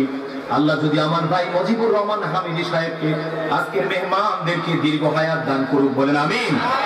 আজকে যারা অতিথি হয়ে আসছেন, আমরা একটু আগে আগে বসেন, একটু আগে আগে বসেন, পিছনে জায়গা হচ্ছে না। একটু জিকিরের সাথে সুবহানাল্লাহ আলহামদুলিল্লাহ লা ইলাহা ইল্লাল্লাহ সুবহানাল্লাহ আলহামদুলিল্লাহ লা ইলাহা ইল্লাল্লাহ সুবহানাল্লাহ আলহামদুলিল্লাহ লা ইলাহা ইল্লাল্লাহ। প্রিয় ভাইরা আমার, এজন্য কোরআনের আহ্বান হলো, আমি আজকে কোরআন নিয়ে কোনো কথা বলার সুযোগ নেই, কারণ শুধু এতটুকুই বলবো, আলিফ লাম মিম এই শব্দগুলোর অর্থ বলে না বলে, প্রকাশ না করে রব্বুল আলামিন মানবতার কোনো ক্ষতি করেন নাই, বরং আইনস্টাইনের মতো, আলবার্ট আইনস্টাইনের মতো, আইজ্যাক নিউটনের মতো, আলফ্রেড নোবেলের মতো ওই মানুষগুলোকে যখন তারা আলিফ লাম মিম নিয়ে গবেষণা করে, গবেষণা করতে করতে করতে করতে এক একজন বিশ্ব মানবতার জীবনকে আরামদায়ক করার জন্য নতুন নতুন আবিষ্কার তারা করে ফেলে, আলিফ লাম মিম তার জায়গায় থেকে থাকে। ঠিক না? তাহলে এটার অর্থ না বলে আমাদের উপকার হয়েছে না অপকার হয়েছে? উপকার হয়েছে। কারণ কি জানি আছে, বিবেকবান লোকেরা যখন এটার দিকে তাকায় তখন তারা প্লেন আবিষ্কার করে, বিবেকবান লোকেরা যখন এটার দিকে তাকায় এটা থেকে তারা অনেক কিছু আবিষ্কার করার সুযোগ। এরপরে আসেন রব বলছে জালিকাল কিতাবু লা রাইবা ফীহি হুদাল লিল মুত্তাকিন। আল্লাহু আকবার। একমাত্র কিতাব পৃথিবীতে, সবচেয়ে পঠিত গ্রন্থ আল কোরআন। আল্লাহ পাক আশ্বাস দিচ্ছেন তার পাঠককে, ও পাঠকেরা কোরআন যখন পড়বা তখন হৃদয়ের সবটুকু ভালোবাসা মিশিয়ে আস্থা বিশ্বাস নিয়ে কোরআন পড়ো, কারণ কোরআনের ভিতরে কোন ধরনের সংযোজন বিয়োজন প্লাস মাইনাস অপ্রয়োজনীয় কোনো কিছু এখানে সংযুক্ত হয় নাই, প্রয়োজনীয় কোনো জিনিস এখানে বাদ যায় নাই। তোমাদের জন্য যা দরকার, এবং এই কোরআনের মধ্যে কোনো সন্দেহের কোনো সংশয়ের অবকাশ নাই। আল্লাহু আকবার বলেন। রব্বুল আলামিন তারপর কোরআনের ভিতরে ঢুকে বিশ্ব মানবতাকে চ্যালেঞ্জ দিয়ে বলছেন, ও পৃথিবীর মানুষেরা শোনো, কোরআনের নাযিল হওয়ার ব্যাপারে তোমরা যারা সন্দিহান তোমাদেরকে বলছি শোনো। আল্লাহ তাআলা সূরা বনী ইসরাঈলের 88 নম্বর আয়াতে রব্বুল আলামিন গোটা দুনিয়ার পণ্ডিতদেরকে আহ্বান জানাচ্ছেন এই মর্মে, কুল্লা ইনজিতামাআতিল ইনসু ওয়াল জিন্নু আলা আন ইয়াতু বিমিসলি হাযাল কুরআন। আল্লাহু আকবার। ও নবী, যারা সন্দেহ করে এটা কি আল্লাহর কিতাব না আপনি বানাইছেন, তাদেরকে একটু বলুন তারা যেন সন্দেহ করলে এরকম একটা কিতাব যেন তারা নিজেরা বানায়। আল্লাহ রাব্বুল আলামিন বলেন, লা ইয়াতুনা বিমিসলিহি ওয়ালাউ কানা বা'দুহুম লিবা'দিন যাহিরা। আমি চ্যালেঞ্জ করে বললাম, গোটা পৃথিবীর সমস্ত কবি সাহিত্যিক লেখক সাংবাদিক বুদ্ধিজীবী পণ্ডিত গোটা দুনিয়ার সমস্ত সায়েন্টিস্ট জ্ঞানী বিজ্ঞানীরা যদি একই মঞ্চে এই মর্মে সমবেত হয়, এরকম একটা কোরআন পৃথিবীবাসীর জন্য বানাবে। আল্লাহ তাআলা চ্যালেঞ্জ করে বলছেন, লা ইয়াতুনা বিমিসলিহি ওয়ালাউ কানা বা'দুহুম লিবা'দিন যাহিরা। সবাই মিলে এরকম একটা কিতাব তারা বানাতে পারবে? পেরেছে? আজ পর্যন্ত পারছে? হাজার হাজার পৃষ্ঠার কবিতা লিখেছে, সাহিত্য রচনা করেছে, কিতাবের মতো একটা কিতাব লিখতে পারে না। রব্বুল আলামিন বলেন এরপর তোমাদের সন্দেহ যায় না, এরপর সন্দেহ যায় না। কুল ফাতু বিআশরি সুওয়ারিন মিসলি। আচ্ছা ঠিক আছে, বাদ দাও, গোটা কোরআন শরীফের মধ্যে বড় বড় 114টি সূরা রয়েছে, পুরা কোরআন বানানোর দরকার নাই, শুধুমাত্র কোরআনের সর্বকনিষ্ঠ 10টি সূরার মতো সূরা বানায়া না। পৃথিবীর মানুষগুলো এই চ্যালেঞ্জ পেল কিন্তু গ্রহণ করলো না। এরপর কেউ কেউ সন্দেহ করে। রব্বুল আলামিন চ্যালেঞ্জকে আরো ছোট করে বললেন, সূরা বাকারা 30 নম্বর আয়াতে রব্বুল আলামিন বললেন ওয়া ইন কুনতুম ফি রাইবিন মিম্মা নাযালনা আলা আবদিনা ফাআতু বিসূরাতিন মিন মিসলিহি ওয়াদউ শুহাদাআকুম মিন দুনিল্লাহি ইন কুনতুম সাদিকিন। আল্লাহু আকবার। ইন কুনতুম ফি রাইবিন মিম্মা নাযালনা, শুধুমাত্র আল্লাহ বলেছেন যালিকাল কিতাব লা রাইবা, এই কিতাবে সন্দেহ নাই। এরপরে ভেতরে ঢুকে বলতেছে কেমনে সন্দেহ করবা, যদি সন্দেহ করো তাহলে কোরআনের সর্বকনিষ্ঠ একটি সূরার মতো আরেকটা সূরা তোমরা সবাই মিলে বানাও। আল্লাহু আকবার। কেউ বানাইতে পারছে? পারে নাই, কেউ পারে নাই। বরং এটাকে ধ্বংস করার জন্য পৃথিবীতে চেষ্টা কম হয় নাই, ঠিক কিনা? এটাকে বদলানোর জন্য শপথ নিয়ে গোটা কমিউনিজম বদলে যাচ্ছে। আল্লাহু আকবার বলেন। কমিউনিজম বদলে যাচ্ছে কোরআন বদলাতে গিয়ে। ওই দুঃসাহস যারা দেখাবে, কিয়ামত পর্যন্ত রব্বুল আলামিন তাদেরকে উচিত শিক্ষা দিয়ে যাবে। প্রিয় বন্ধুগণ, এজন্য কোরআন নিয়ে আমরা থাকবো, কোরআন নিয়ে বাঁচবো। কোরআনের মধ্যে বর্ণিত বিধিবিধানগুলোকে ব্যক্তি জীবনে, পারিবারিক জীবনে, সামাজিক জীবনে, রাজনৈতিক জীবনে, অর্থনৈতিক জীবনে, সাংস্কৃতিক জীবনে কোরআনের উপস্থাপিত আইন কানুন বিধিবিধানগুলো যদি আমরা কায়েম করতে পারি, দুনিয়ার জীবনে শান্তি এবং পরকালীন জীবনে মুক্তির ব্যবস্থা করে দিবেন কে? আল্লাহ। প্রিয় বন্ধুগণ, আজকে খুবই দুঃখ লাগে, কষ্ট লাগে, কোরআনের সাথে চ্যালেঞ্জ করতে পারো না, কোরআনের মুআজিজা নিজের চোখে দেখো না। সেই দিনকার অল্প বয়সী একটা ছেলে কোরআনের আহ্বান নিয়ে বাংলাদেশে উপস্থিত হলো। কি হ্যামিলনের বাঁশিওয়ালার মতো কোরআন তার কণ্ঠে শুনে এদেশের আবাল বৃদ্ধ বনিতা, যুবক যুবতী সকলে যেন পাগলের মতো মাহফিলে ভিড় করে। কথা বলেন ঠিক না? এটা কি তার কোনো ক্রেডিট না কোরআনের ক্রেডিট? কোরআনের ক্রেডিট। সে যদি গানের ভাষা নিয়ে আসতো, এর চেয়ে সুন্দর কণ্ঠ নিয়ে যদি দুনিয়াতে আসতো, তাইলেও বাংলাদেশের মানুষ তার মাহফিলে এত ভিড় করতো না। কারণ তার চেয়ে অনেক সুন্দর কণ্ঠের কণ্ঠশিল্পী আমাদের দেশে আছে না নাই? প্রিয় বন্ধুগণ, আজকে খুবই দুঃখ লাগে, কিছু অপদার্থ নেতৃবৃন্দের দিকে আমাদের ক্ষোভ হয়। তাওহীদি জনতার এই দেশে কোরআন পাগল মানুষগুলো যাকে কোরআনের জন্য ভালোবাসে, ওই মানুষটাকে হঠাৎ করে তার শিরার মধ্যে, তার পিঠের মধ্যে দলীয় ট্যাগ লাগিয়ে তাকে বিতর্কিত করতে চায়। আমাদের একজন ক্যাবিনেট সদস্য হঠাৎ করে বলে দিলেন সে জামাতের প্রোডাক্ট। কার প্রোডাক্ট? আমার। যদি সত্যি তাই হয়, আপনারা মনে কষ্ট নিয়েন না, আমি ছোট মানুষ, জামাতকে তো আপনারাই উঠাইছেন। মিজানুর রহমান আজহারি তো জীবনে বলে নাই আমি জামাত করি, বলেছে? আপনারাই এই জনপ্রিয় মানুষটাকে জামাতের সিল লাগায়া জামাতকে আপনারা ক্রেডিট দিচ্ছেন। যদি জামাত এরকম একটা মিজানুর রহমান আজহারি বানায় দেয়, আমি জামাতকে এই স্টেজ থেকে স্যালুট করি। মিজানুর রহমান আজহারি আমাদেরকে উপহার দেয়। প্রিয় বন্ধুগণ, আজকে বড় জানতে ইচ্ছা করে, মিজানুর রহমান আজহারির মতো জনপ্রিয় লোক জামাত যদি সৃষ্টি করে, আপনারা কি সৃষ্টি করেছেন? শামিমানুর পাপিয়া। ওই পাপিয়াকে কে প্রোডাক্ট করেছে? কে সৃষ্টি করেছে? কেসিনু খালেদকে কে সৃষ্টি করেছে? কেসিনু সম্রাটকে কে বানিয়েছে? ইয়াবা মোদিকে কে বানিয়েছে? এই জাতি জানতে চায়, ঠিক না?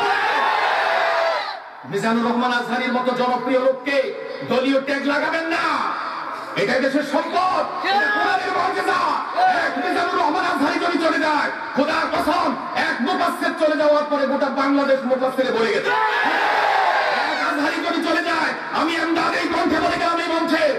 কসম, এই আজহারিকে আসতে না দিলে আগামী বছর আরো 50টা আজহারি আল্লাহ পাঠাবে। কোরআন বাধা দেওয়ার জিনিসটা ভাই, উল্টা পাল্টা এই অপদার্থগুলো কথা বলে বলে মানুষের কাছে হাসির পাত্র হয়। আজকে স্বামী মানুর পাপিয়া, এই পাপিয়ার পাপ কি সে একাই দায়ী? একাই দায়ী? প্রিয় বন্ধুগণ, সেই সমস্ত নেতারা দায়ী। কারা? দিনের বেলা যে মানুষটা, প্রীতম আহমেদের গান শেষ করছি আমি, দিনের বেলা যে মানুষটা সাধু কথা বলে, রাতের বেলায় তিনি আবার গেলাস হাতে টলে। আছে না নাই? যিনি আহলে হাদিসের জমিয়তে আহলে হাদিসের মাহফিলে এসে তিনি বলেন আমি কোরআনটা ফলো করি আর সহিহ হাদিসটা ফলো করি, সেই অপদার্থ, সেই ব্যক্তি সেই স্টেডিয়ামে গিয়ে আপনার সুন্দরীদের সুন্দর উপভোগ করে। আসে না নাই? প্রিয় বন্ধুগণ, আমি আপনাদের সকলের কাছে দোয়া চাই এবং আমি বলি আমরা দল মত সকলে মিলেমিশে আমরা এই দেশে থাকবো। জনপ্রিয় এই ব্যক্তিগুলোকে দলীয় ট্যাগ লাগিয়ে আমরা বিতর্কিত নিজে হব না, ঠিক না? পাহাড়ের সাথে যদি মাথা দিয়ে গুঁতা দিয়ে যদি পাহাড় ফেলে দিতে চান, পাহাড় ভেঙে যাবে না মাথা যাবে? কথা বলেন, পাহাড় ভেঙে যাবে না মাথা যাবে? মাথা ভেঙে যাবে, পাহাড়ের কিছুই হবে না। জনপ্রিয় কোরআনের জন্য যে মানুষগুলোকে ভালোবাসে মানুষ, মনে রাখবেন এই মানুষগুলোকে দলীয় ট্যাগ লাগিয়ে জনতা থেকে বিচ্ছিন্ন করা যাবে। এর একটাই কারণ, তারা সেই কালামের কথা বলে যে কালামের মধ্যে বিন্দু মাত্র কোনো সন্দেহের অবকাশ নাই। আপনাদের মনে থাকা দরকার, একটা কোরআনের পাখিকে বাঁচাবার জন্য, তার দণ্ডাদেশ স্থগিত করার জন্য এদেশে প্রায় 65 জন মানুষ জীবন দিয়েছে। কোরআনকে রক্ষার জন্য, কোরআনের হুকুমত কায়েমের জন্য এমন এক সময় আসবে যদি প্রয়োজন হয় আমরা আমাদের জীবনের সবটুকু রক্ত কোরআনকে অবমাননা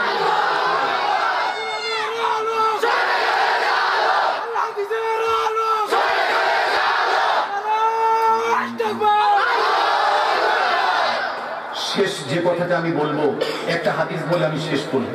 এই কোরআন যদি ফলো করেন, কোরআনের সাথে যদি থাকেন, কোরআনী জিন্দেগি যদি গঠন করতে পারেন, কোরআন ওয়ালাদের সাথে বিদ্বেষ না করে যদি মিলতে পারেন, লাভ আছে না লস? লাভ আছে। কতটা লাভ?